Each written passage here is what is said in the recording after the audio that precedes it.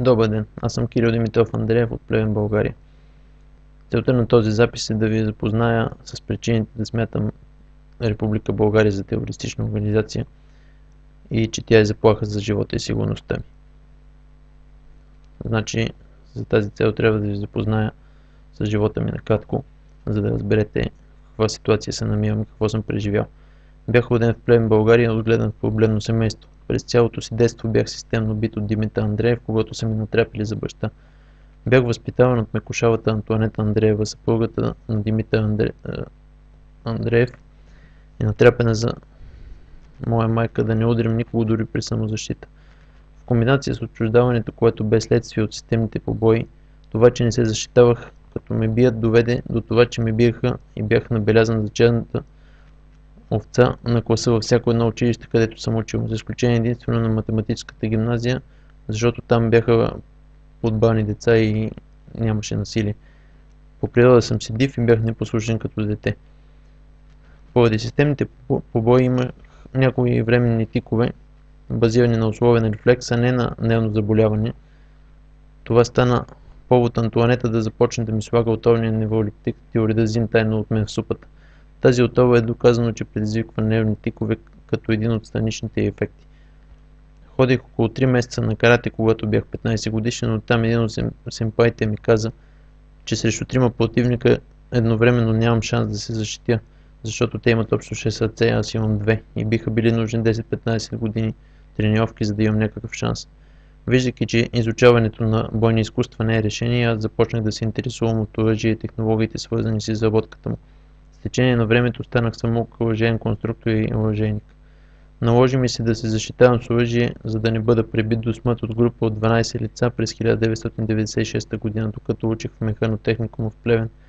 Инцидентът стана в двора на училището. Директорката и Антоанета Андреева знаеха за предстоящия побой от предния ден, но не направиха нищо, за да го предотвратят. Използвах самоделното дулно зарядно оръжие единствено, за да респектирам един съученик, който се опита да ме задържи, докато дойде групата биячи. Не се наложи да стрелям. Лейтенант Бойко Първанов от първо РПУ в Плевен неправомерно иззе някои мои самоделни оръжия, без да регистрира случая в каквито и да било официални документи. След инцидента спрях да ходя на училище и прекъснах образованието си за повече от десетилетие.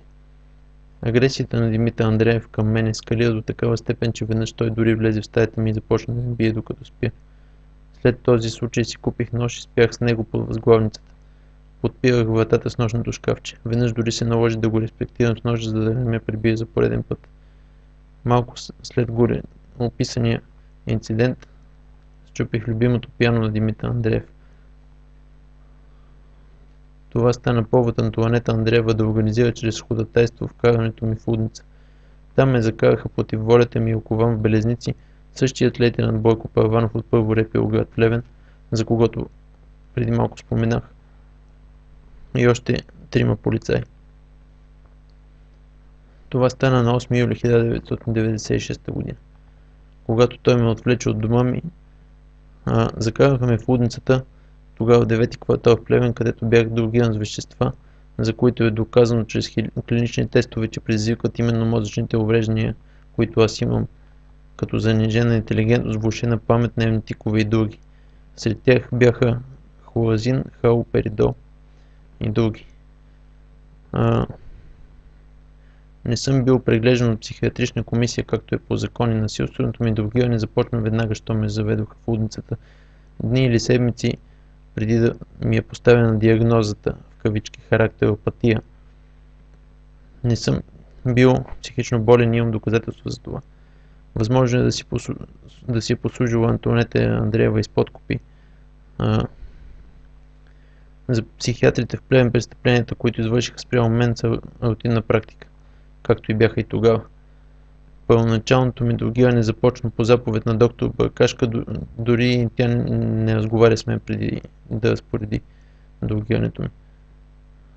Директно вдигна телефона и каза на някаква медицинска сестра да приготви инжекцията. След едномесечен престой приблизително в лудницата, доктор Василев ме принуди в дрогирано състояние и неясно съзнание, чрез заплахи с още поне 2 годишен престой в лудница. да подпиша, че съм бил там доброволно. Имам доказателства, че това не е така и че аз никога не бих отишъл там доброволно.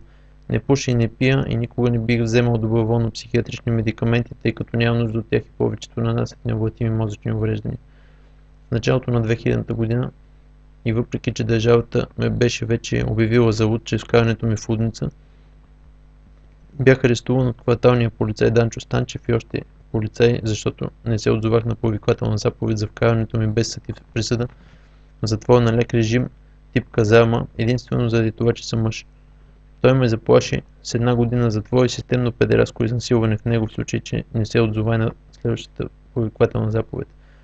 Заради тези заплахи прекарах 1 година в казармата, поделение 72350 и поделение 72365 на жандармерията, където бях бит и системно малтретиран от така наречените стари войници в разрез с българските закони и военните устави. Според военната комисия, преди пращането ми в казармата, според писмен психотест по време на престоя ми в поделение 72350 и според специално назначена психиатрична експертиза в МВР болница град София, аз съм психически здрав. Бях определен там като психически здрав и върнат в поделението, за да си дослужа. Бях уволнен поради изтичане на срока на службата, не по здравословни причини. Чрез икономически тероризъм от страна на Република България бях принуден да напусна страната множество пъти. Работих в Испания, спестих пари и обзаведох напълно оборудвана оръжейна работилница, като към 2009 година разполагах с всичко необходимо за започване на производство на оръжие за осигуряване на препитанията ми. Не започнах такова производство и не се дори опитах да подам документи за това в служба КОС на МВР, единствено поради сплашването от страна на МВР и породението от това основателен страх, че отново ще бъда вкаран в лудница. Решаващата за това акция на сплашване на МВР срещу мен беше подбуждане към лъжесвидетелстване срещу мен на свидетеля на едно сбиване, в което участвах госпожица Зорница Аврамова. По нейни думи, на част от които имам аудиозапис, на нея полицай е инструктирал да иска в жалбата си вкарването ми на в кавички принудително лечение в лудница, без съд и присъда. Зорница Аврамова няма образование по психиатрия, психология или медицина и поради това не би могла да даде обективна оценка на здравословното ми състояние. Допреди инцидента с нея бяхме в приятелски отношения, не виждам никаква причина за подаването на жалба от нейна страна. Тя беше просто свидетел.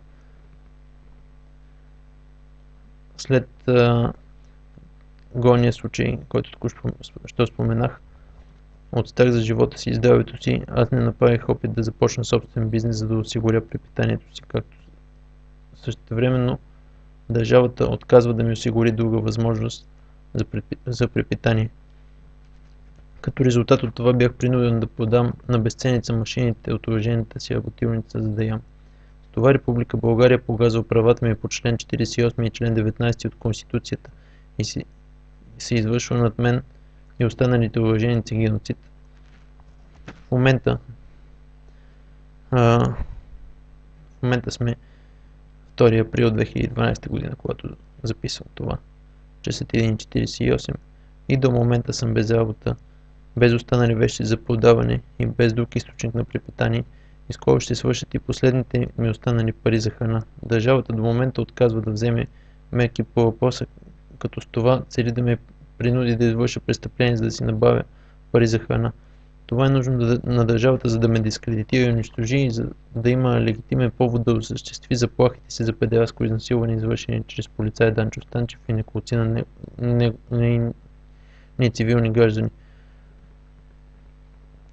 Тъй като бях заплашвани от цивилни граждани в други инциденти. Една от целите на дискредитирането ми е да си потулят опитите ми да повдигна въпроса за признаването на бившата БКП, Българската комунистическа партия, за терористична организация и вписването ѝ в официалния списък с терористични организации на Европейския съюз. Терористи членували в бившата БКП и в момента вземат важни постове в управлението на страната, в това число самият премиер господин Бойко Борисов е бил член на тази организация. И това е една от причините сега да се страхувам, че всеки момент мога да бъда натикан в лудница или убит. Република България нагло отказва да признае правото ми да имам и нося оръжие, като това създава заплаха за сигурността ми. МВР отказва да ми даде оръжие за временно ползване, да ми осигури охрана или да гарантира сигурността ми по друг начин. Имам доказателства за това. В РДВ град Плевен исках да разговарям с директора на полицията, но ми бе отказано. Бях осмян и ми бе казано, че трябва да се оставя на лейтенант Бойко Първанов, ако поиска да ме убия, те после ще ли да го съдят, ако го направи. Имам аудиозапис на целия разговор с дежурния, записан със скрит микрофон, който можете да си изтеглите от сайта ми.